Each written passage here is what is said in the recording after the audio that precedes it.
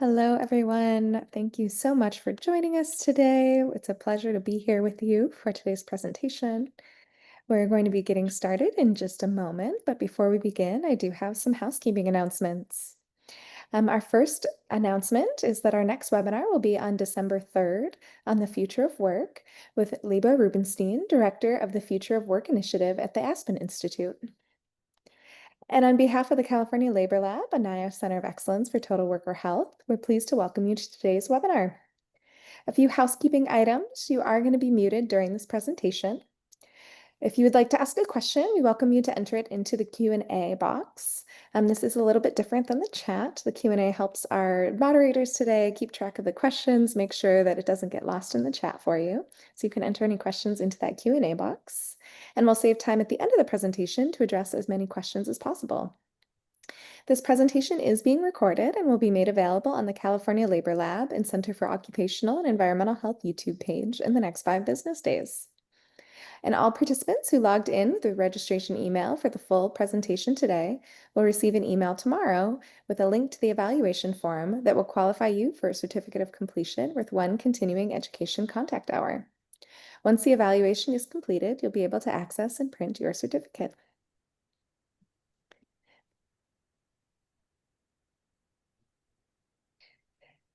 And just a note about the mission of the California Labor Lab,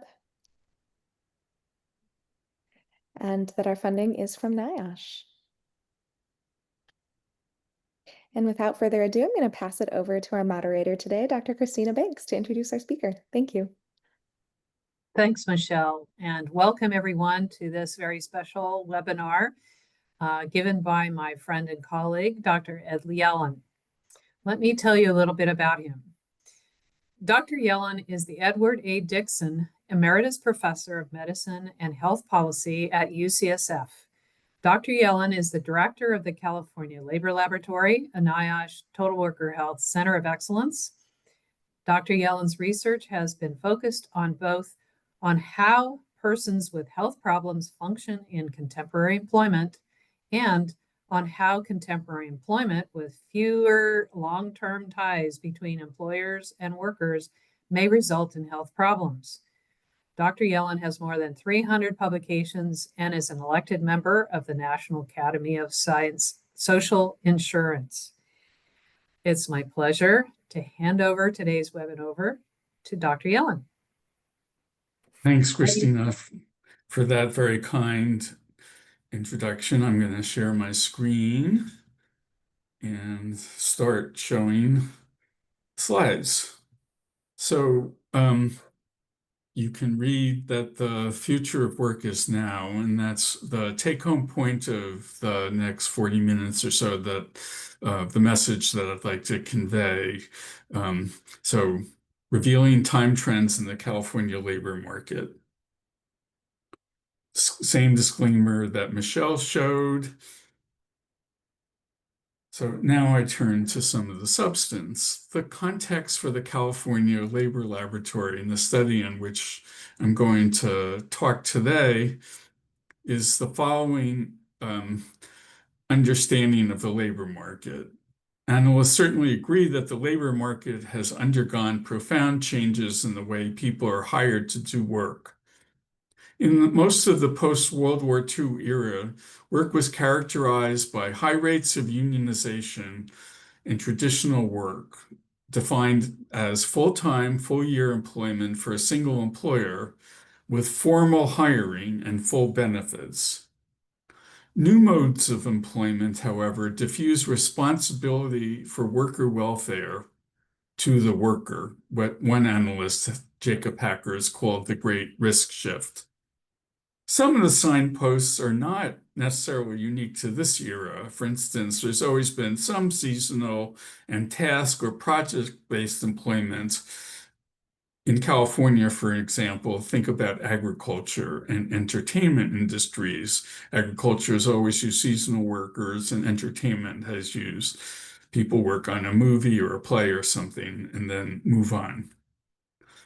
In the California Labor Lab project, these are the axes that we use to define some of the changes in work.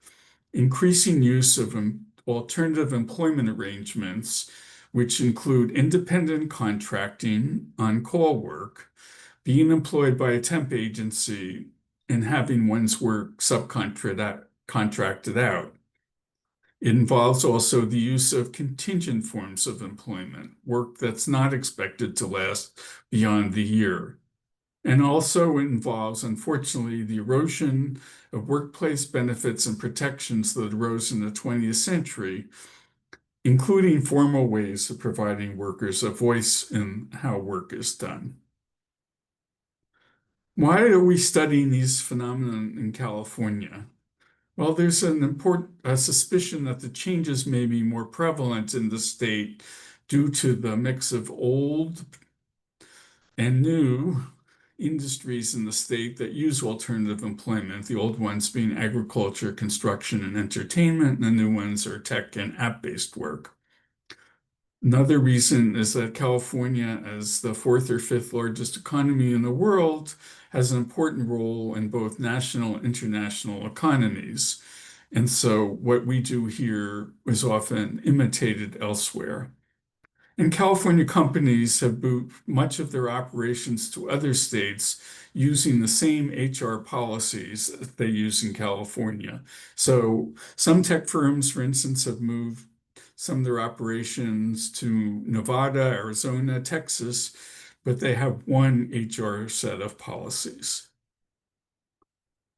So the California Labor Lab, the Total Worker Health Center funded by NIOSH, the investigators from the center have done 2 surveys of California's working age population in 1999-2000 and in 2022-23. The aims of the California Work and Health Survey are as follows. In the US, we've had 2 distinct data systems in the federal government. The Bureau of Labor Statistics collects data on the labor market with very little health information. And the National Center for Health Statistics collects data on the health of the population with very little labor market information. The bifurcation of the data systems makes it difficult to measure the health impacts of labor market phenomenon. So the aim of the California Work and Health Survey is to bridge the 2 interrelated areas of work and health using systematic and representative sampling frames. The 1999-2000 survey interviewed 2,417 people 18 to 64 from random digit sampling of landline telephones. Remember those? They're not that many anymore. In 2022 and 23, we interviewed over 4,000 people, 18 to 70, from a random sampling of lists of cell phone numbers. For comparison purposes in this talk, we're limiting the analysis to those who are also 1864, of whom there were about 3,600 people. There's been a well-known decrease in the propensity to participate in surveys over time, but one advantage is that cell phones are a device attached to an individual rather than a household. So when you reach a cell phone, you've reached one person, which is the goal in household surveys. The new content in our 2022-23 survey, we added content because the labor market's changed. So the comparison that I'm going to talk about later has to omit some information, but I will provide some summary of the new content. So there's much evidence that alternative and contingent work done episodically and may be more common in second jobs. So our survey now asks about employment over both the week and month prior to interview. It captures a wider range of alternative employment than the early survey, including on-call and subcontracted work. And it collects information on app-based employment, which didn't exist at all. So when we expand from a week to a month and the scope from main to second jobs, you can dramatically increase the yield of alternative forms of employment. When we increased the time frame, the yield was an increase of 6% in the number of Californians employed. Those are people who worked in the past month, but not in the past week.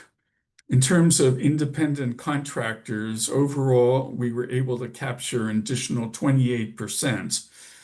For all forms of alternative work, about 35%. For contingent work, almost 50%. And for app-based work, by expanding the time frame and the scope by 42%. The prevalence of contingent employment, the Bureau of Labor Statistics defines it in low, middle, and contingent high. And the prevalence in a main job or in any job in the past 30 days varied depending on the definition between 7 and 12%, much larger than 5 or 10% that you would have gotten by using the older methods of 30 days, just past 7 days and not asking about second jobs. In terms of app-based employment, we captured an additional 3% of the working age population doing app-based work by expanding the scope and the time frame of the questions. So in the talk going forward, when you see these kinds of horizontal bar charts, it's a comparison for the measures that were included in both surveys. When I'm talking, and I'll back the slide up once, with the vertical bars, it's just the results of the later survey because we had new measures and new methods. So between the earlier and later time, almost a quarter of a century, there were only very slight increases in the proportion of people who are currently employed, who were employed in the past year, or who reported ever being employed. But as you can see, the percentage with full-time work declined over time, including full-time, full year, and greater than full-time work. So for all kinds of full-time work, the proportion decreased by about 5 percentage points. For full-time, full-year work, it increased about the same amount. And there's also a decrease in those who are working greater than full-time, which is defined as more than 40 hours a week. So part-time work of necessity, including part-time, part-year work, and involuntary part-time work is more common. For all part-time work, there was about a 25% increase in the proportion of the working age population doing it. And most of that was because of part-time, part-year work, not part-time, full-year work. Part-time, full-year work would typically be somebody who works 20 hours a week the whole time. Part-time, part-year work is part-time often because it's involuntary. In fact, we had a question to get at involuntary part-time work, and that increased by about 3 percentage points of the working age population. We asked questions in the surveys in both waves about usual hours per week and the weeks worked in the past years, and they both declined over time. The usual hours of week by several, and the usual weeks for year by several. So that resulted in substantial decrease in annual hours of work, the equivalent to 4 weeks of full-time employment. And here you can see in the earlier survey, people averaged between 1,800 and 1,900 hours of work over the year, and it's down to just slightly more than 1,600. That's for the mean, and the median declined from about 2,100 to slightly more than 1,900. There's been an increase in episodic employment over time. That's defined as work of less than 40 weeks during the year. And contingent employment, that's defined as work that's not expected to last beyond the current year. And finally, jobs with tenures of a year or less. So episodic employment increased from just over 25% to close to 30, contingent from under 10 to considerably over it, and job tenure of a year or less from 25% to 30%. There's been also an increase in the proportion of the working age population doing 2 or more jobs. So from about 10 to 14%, and in household poverty, despite their employment, from about 12% to 15%. We asked a question of those who were working, whether if they were in a new job, it was a better job, or if they were in the same job, it was promotion. In proportion, reporting that they either were promoted within an existing job or had a new, better job, declined from just under 40% to just over 30%. Concurrently, there's been an increase in the proportion of people who are reporting themselves as self-employed or working as independent contractors. There was no change in the percentage of people who are temp agency workers, which may indicate that there's a change in how people go about getting short-term employment. For the self-employed, the decrease was from about 14%. The increase was from about 12 to 14%. For independent contractors, from about 14 to 16%. So again, these are results just from the later survey because I'm measuring phenomenon that we couldn't measure earlier. And we look here at on the left of each set of bars, the left one is the main job and the second one is any job. So for all forms of alternative employment on the left side, almost a third of workers in any job in the past 30 days were in that kind of employment.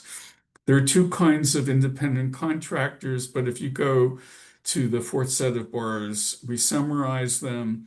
Overall, 21% of people who were employed in the past month were in some form of independent contracting, 17% in the week prior to interview. Temp agency employment was a fairly small percentage for both groups. On-call work is more common than second jobs, so overall, 8% of California's workers had on-call work in the month prior to interview. Subcontracted work didn't differ too much between a main job and any job, but app-based work is much more common in a second job. So 11% of California's workers were in app-based employment in any job they held over the past 30 days, 8% in their main job in the past 7 days. Again, we're back to comparisons between the early and later surveys.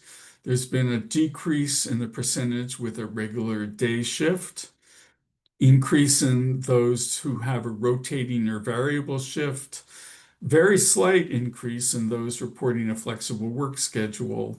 And obviously, with the pandemic, there's been a sea change in recent years in the proportion working from home at least some. So that's reflected in maybe growth in over 30 to just under 50%.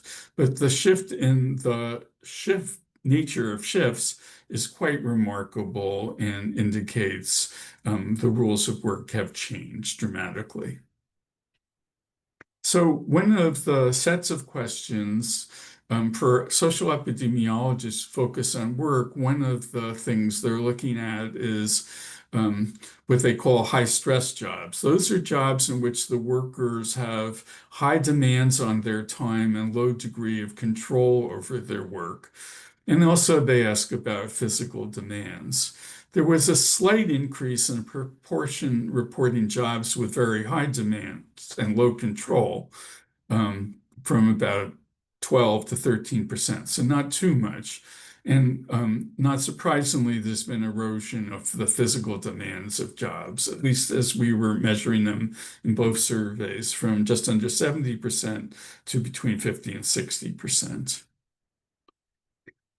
So How do you sum these together? One way that we've been doing it in the California Labor Lab is defining something called traditional employment, which is the combination of having one job, full-time, full year, working for someone else, that's say not self-employed, formally hired on a permanent basis and on a day shift.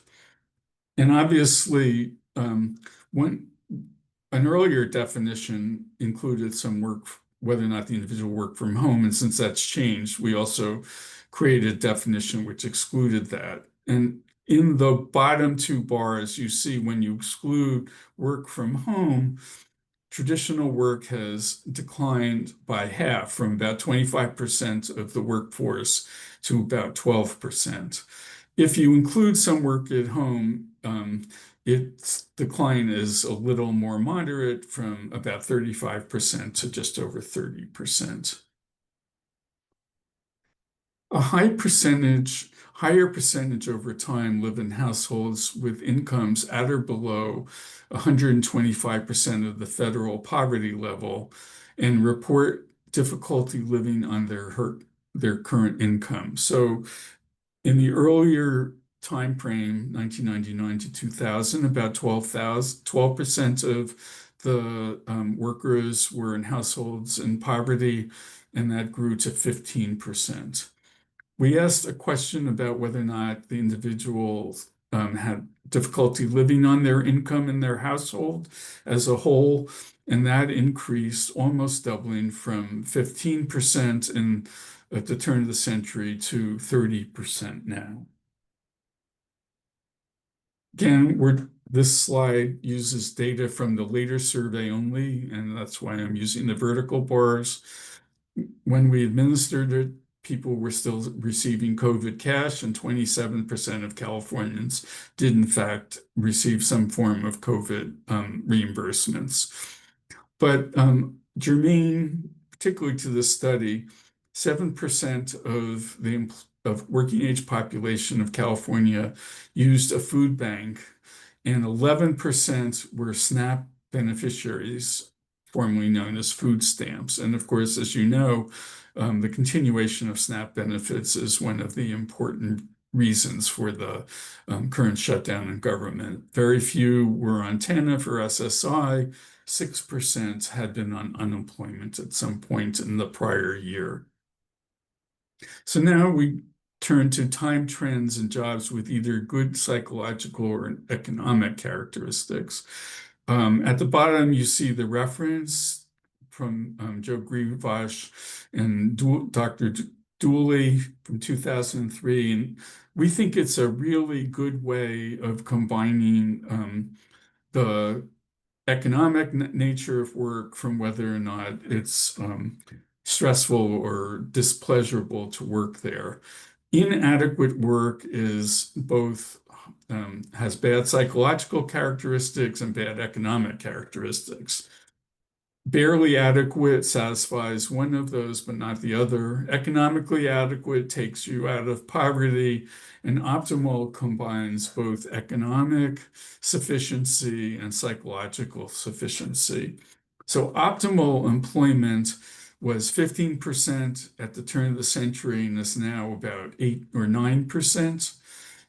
In terms of completely inadequate income, it's grown slightly from about 20% to about 24%. So this just shows the trends: slight growth in inadequate employment on both the psychological and economic characteristics, and the loss of optimal employment for many Californians. So when we combine the traditional employment paradigm and the employment continuum paradigm, you get some startling results. There's been a decrease in optimal work, and we showed that, an increase in adequate work, but the combination of the two, when you combine them, occurs disproportionately in non-traditional employment. So in traditional and optimal employment, at the turn of the century, just under 20% had that kind of work, and now it's down to about 14%. When you look at non-traditional and optimal work, that's where the drop-off has been more marked, from just about 13% to about 6%. Traditional and adequate work has increased by about 1 or 2 percentage points, and non-traditional and inadequate work has increased by about 3 percentage points. So the largest drop off, if I can use my cursor to show, is that those who were in non-traditional employment were less likely to have optimal working conditions over time because of the changes in work. So again, this is data from the more recent survey, and I put the information here just to show you the extent of app-based work in terms of the number of millions of California workers.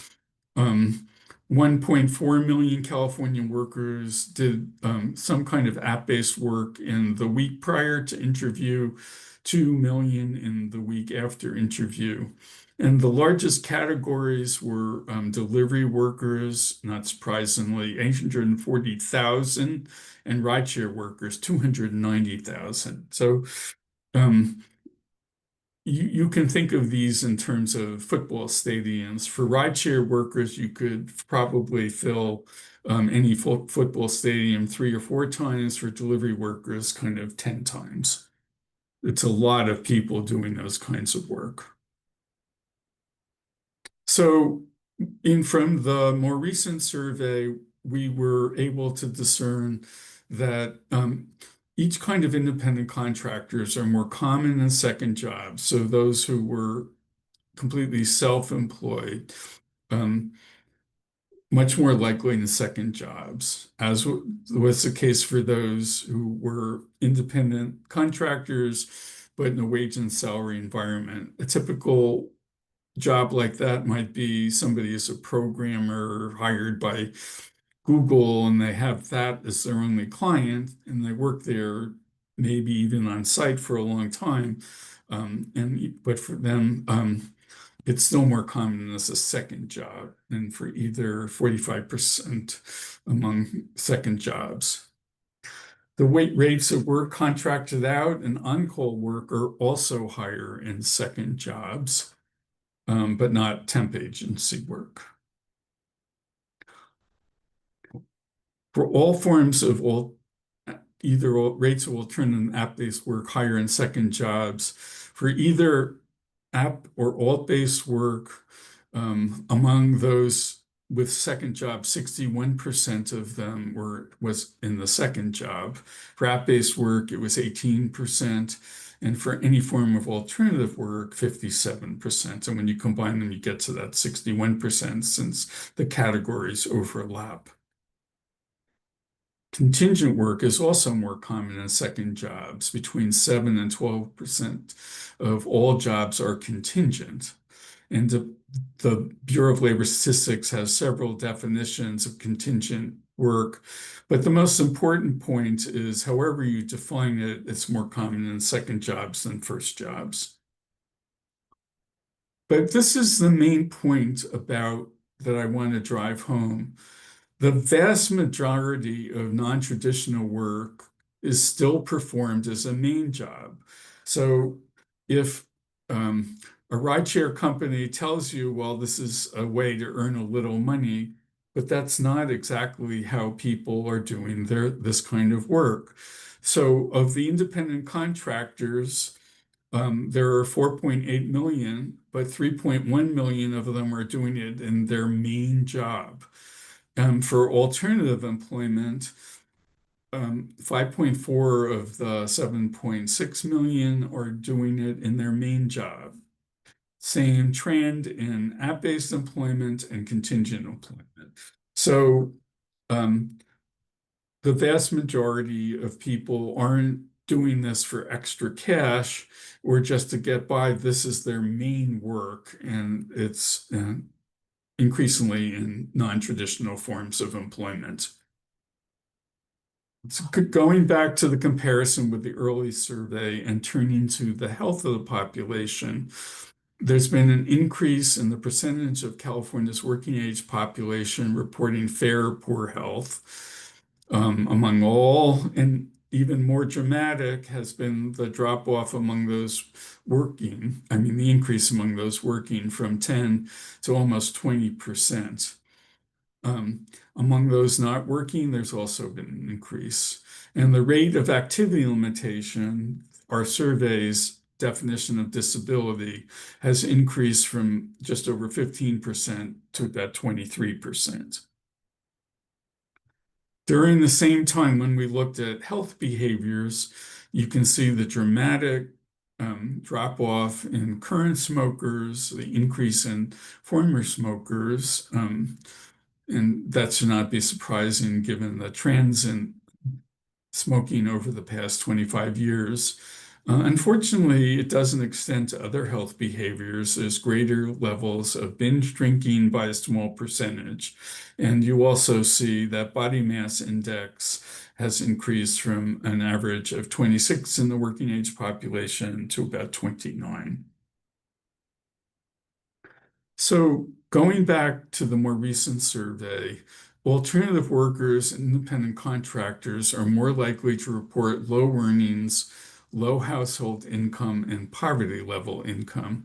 So in each of these dyads bars, the alternative work is on the left side and the not alternative is in the right. And then the right set of bars, it's independent contracting versus non-independent contracting. In each case, for low individual earnings, people who are in alternative employment are 10% more likely to have low individual earnings. They're about 10% to have lower household earnings, and they're about 10% more likely to be in households in poverty. And the same basic pattern holds for those in the largest category of alternative employment independent contractors. The same is true for app-based and contingent workers.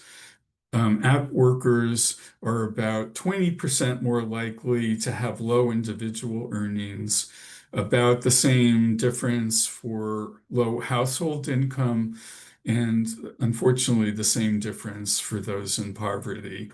And the right set of bars, we compare those in contingent and not contingent employment, and the results are remarkably similar. So these new forms of employment are associated with low individual earnings, household income, and higher rates of poverty. So to summarize some of the time trends in employment, there have been no major changes in the percent employed in the past week, year, or ever, but there's been a decrease in full-time work, especially full-time full-year work, and greater than full-time work. It's been an increase almost by definition in part-time work, especially involuntary part-time work, and a decrease in the median hours per year of the equivalent of 4 weeks of full-time work over the course of a year. There's been an increase in episodic and contingent employment and in jobs with short tenures, increase in multiple job holding, a decrease in percentage reporting promotion in an existing job or a new, better job. It's been an increase in self-employment and independent contracting. Fewer of us are in regular day shifts on our job. And although there's no major change in high stress jobs defined as those with high demands and low control, fewer of us with high levels have high levels of physical demands. So integrating working conditions and economic and psychological incomes. It's been an increase in percentage of workers in households with income at or below 125% of the federal poverty level and with difficulty living on household income. A substantial decrease in the percentage meeting all criteria for traditional employment, even excluding work at home. Half as many are in jobs combining adequate income and good psychological characteristics. been a decrease in optimal jobs that's much greater for those in alternative contingent app-based work than in those in traditional employment. In terms of the health of the working age population, an increasing percentage of the working age population reports themselves in fair or poor health and report activity limitation. This worsening health status was observed across the age spectrum and holds for those in and out of the labor force. There's been a decrease in smoking prevalence, but an increase in binge drinking in a mean body mass index. In terms of economic outcomes, alternative contingent app-based work are associated with low personal earnings, low household income at or below 125% of federal poverty level, and receipt of SNAP benefits. App-based work is also associated with the receipt of SSI and TANF benefits and use of food banks. And also with the expectation in a series of questions we asked in the latest survey of the expectation of hardship in food, housing, or medical care in the next 2 months. Alternative employment and being an independent contractor was not associated with any health status measure. And app-based work was not associated with any health status measure either. But there was a non-significant trend for app-based work to be associated with each of the health measures. On the other hand, contingent employment was strongly associated with poor physical health and poor mental health status. Time trends in alternative and contingent employment are associated with worsening health status and well-being of the population. Protections developed in the 20th century for workers were based on traditional and permanent hiring modes, for example, workers' comp, Fair Labor Standards Act, etc. But those don't apply to those working in alternative modes. So workers face a future with higher rates of financial strain and fewer protections to deal with them. I'd like to acknowledge in closing over 6,500 Californians who were interviewed in the 2 survey waves, the California Work and Health Project team, Laura Trupin, who's since retired, Trish Eiley, Ima Varghese Mack, Alicia Rafrance, and Nari Ree in our NIOSH funding. And with that, I will end my screen sharing.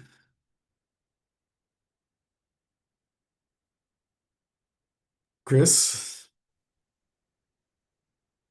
Yes, just getting my video up. So thank you so much. You've got some clapping going here, which I would definitely expect after that presentation.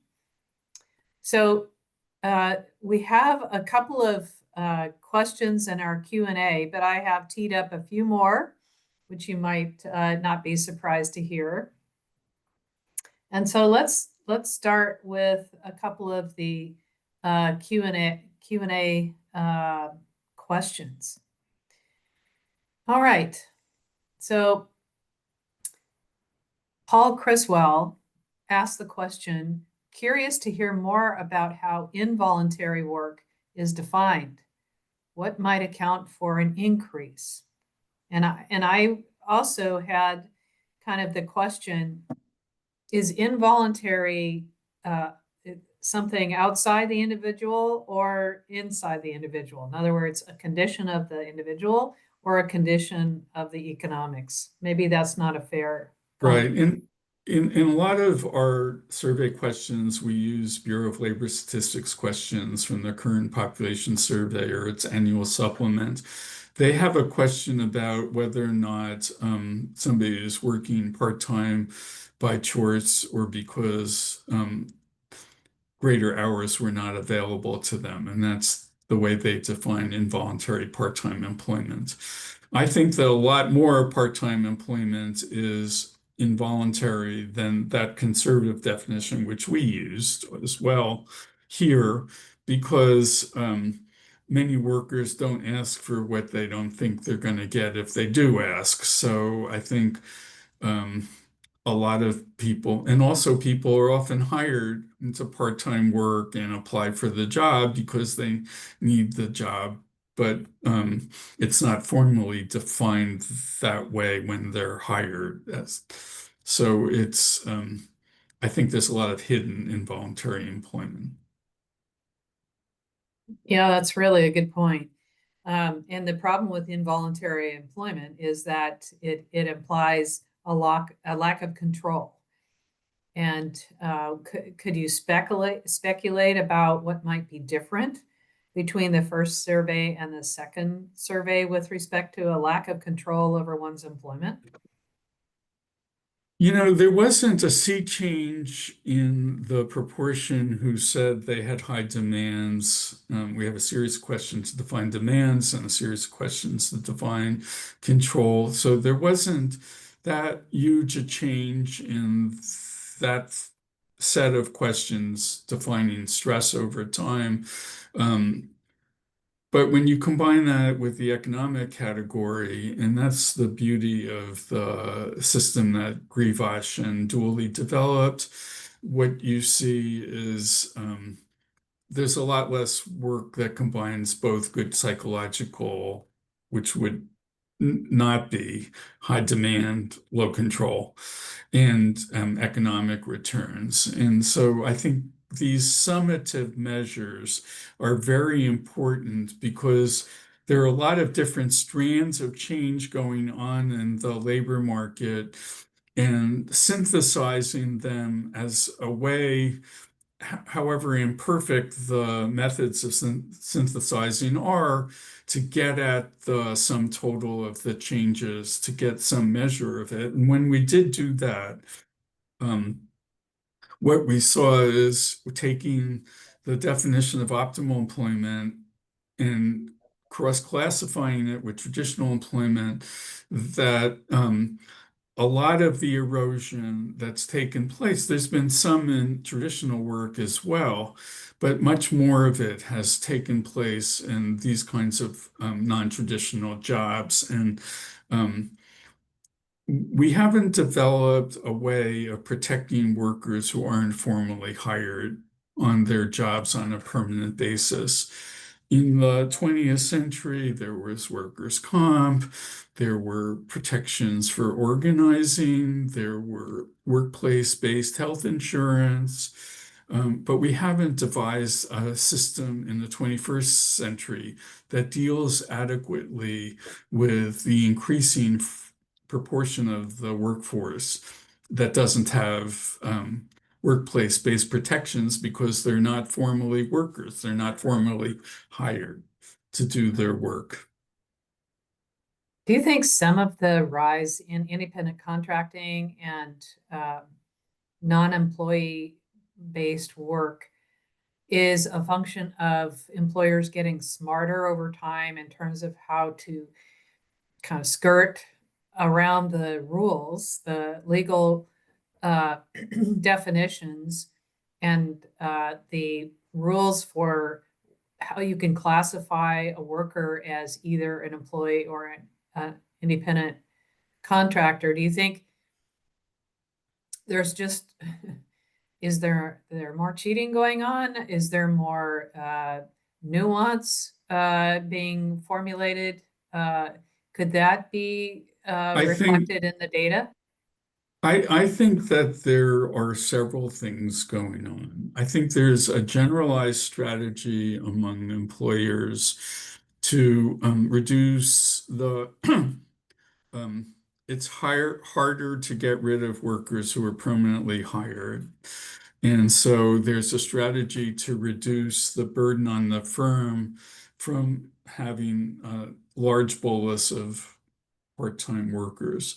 There's also an effort to shift the risks from the firm to the workers of being employed. So when you or I work for the University of California, we get healthcare benefit. Actually, I'm emeritus, so I get them from my pension, but the point is the same.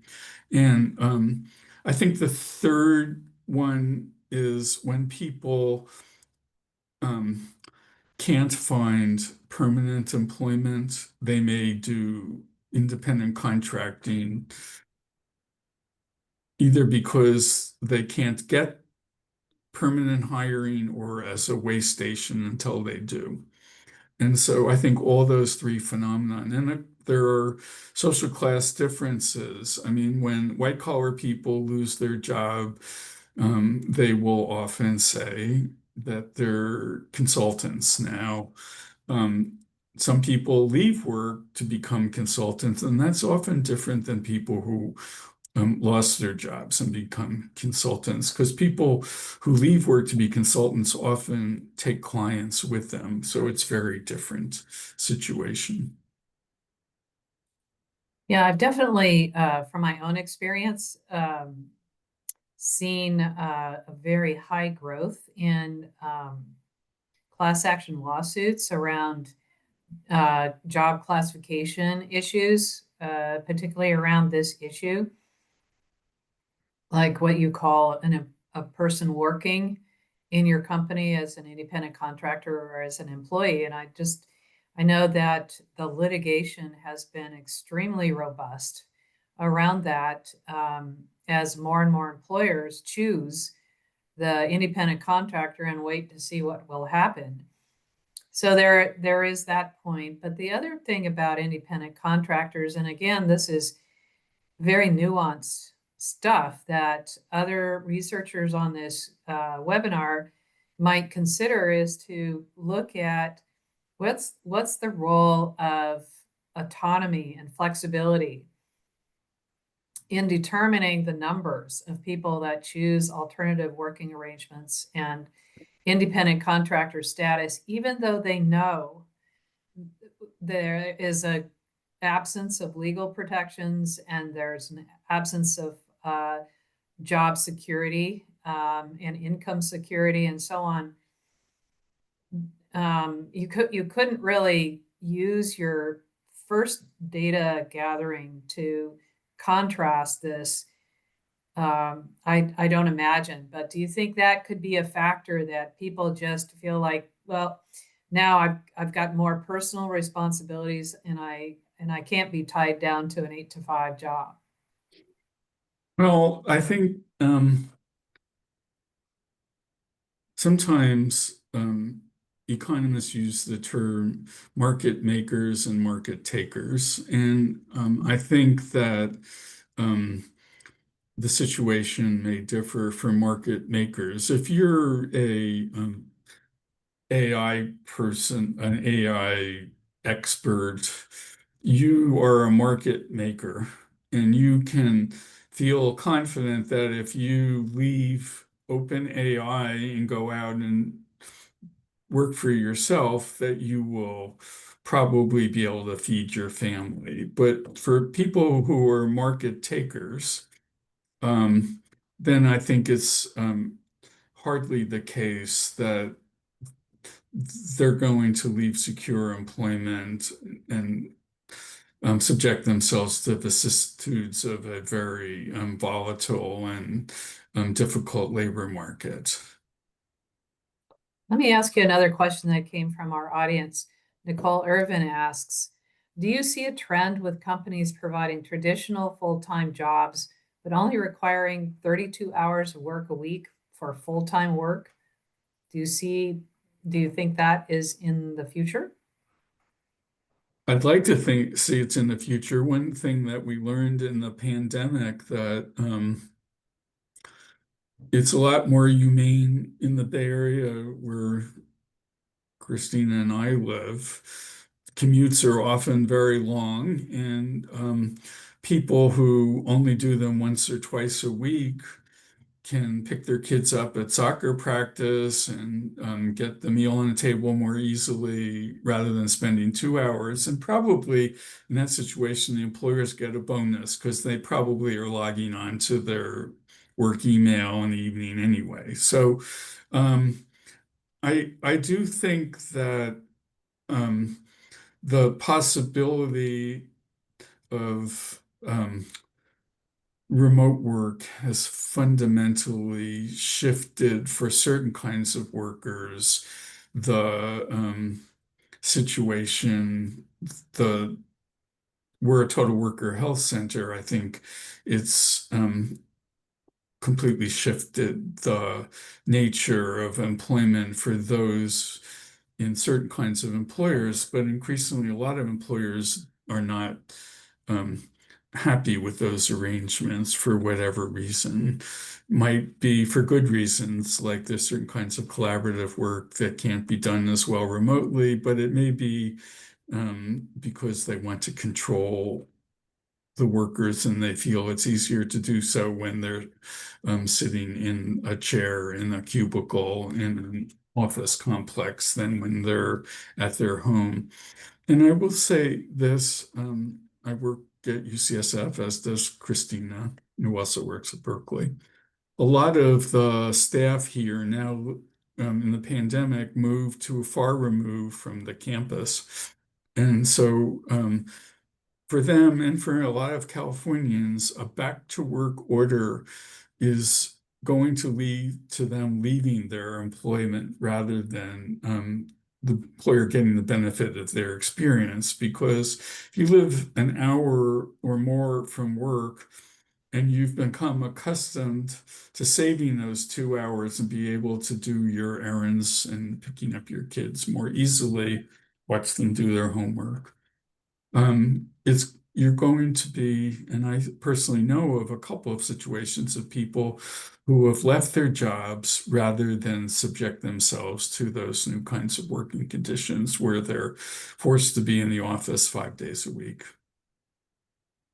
Yeah, and thinking about what employees or workers demanded back in 2000 and what they're demanding now, there seems to be a significant shift towards more autonomy and control and so on. Personal business being acceptable during work hours.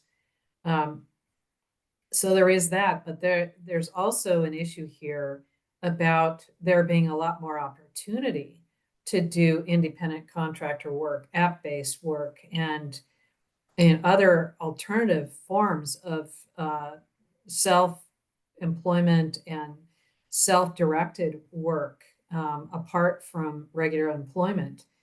And just because of the growth in apps, and then all of the delivery businesses that were present before COVID, but certainly accelerated greatly through COVID.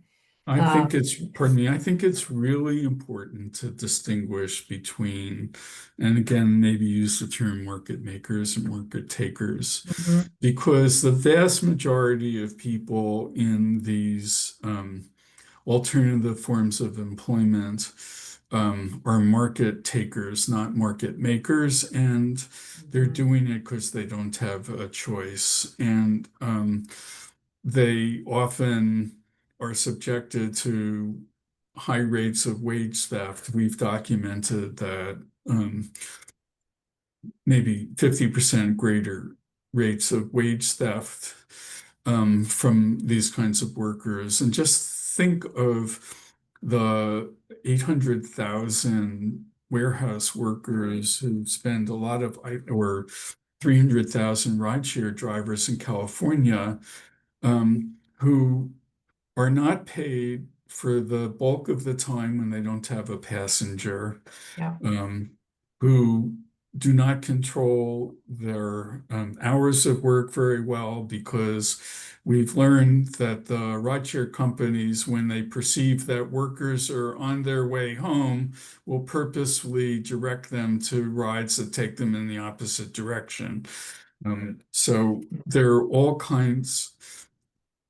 When we think of independent contractors, we need to think not just about the small percentage who are in high demand occupations like um, certain kinds of AI experts or computer software engineers and the like. And we need to think more about the DoorDash and Instacart delivery people and the rideshare drivers who often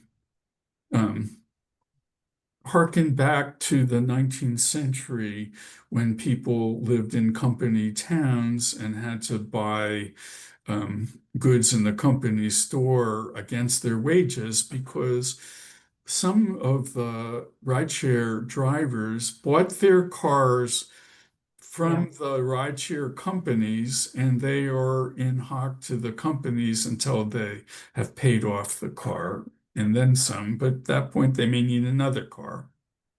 So they continually go back. And we also know that the market drives them to get newer cars because they get higher ratings. So for all those reasons, it's really important that we think about independent contractors in different strata and app-based workers in different strata.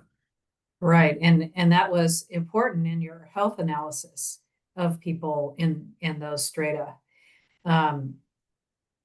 Another attendee asked the question, are there any indicators on whether the uptick of second jobs are being driven by necessity versus passion or interest? You might have already answered that.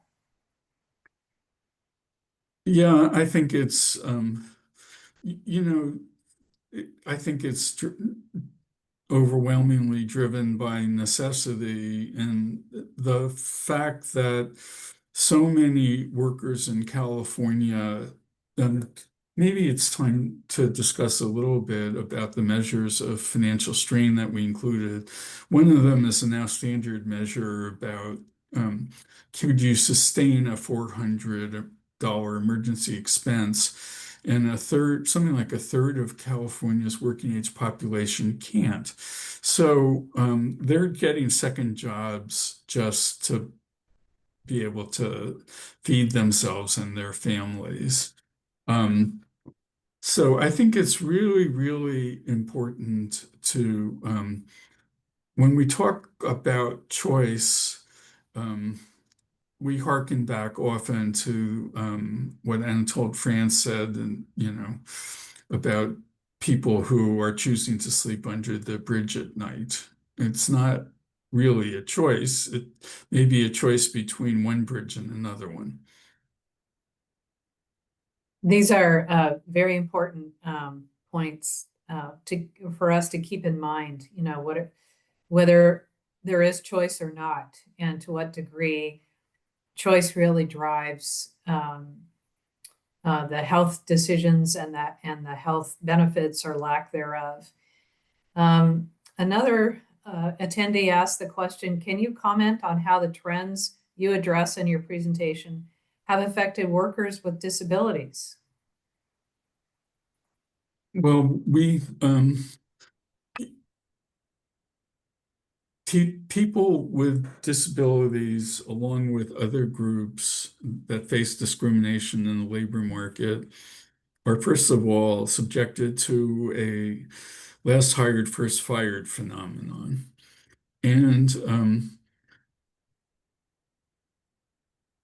they are also, but when people are informally hired, it's also the case that for a lot of the app-based jobs, for instance, think about the delivery people and the rideshare drivers, it would be hard to do a lot of those jobs with disabilities. So, in order to fully evaluate it, you really need a good measure of the extent of the impairment that the person with disabilities is experiencing.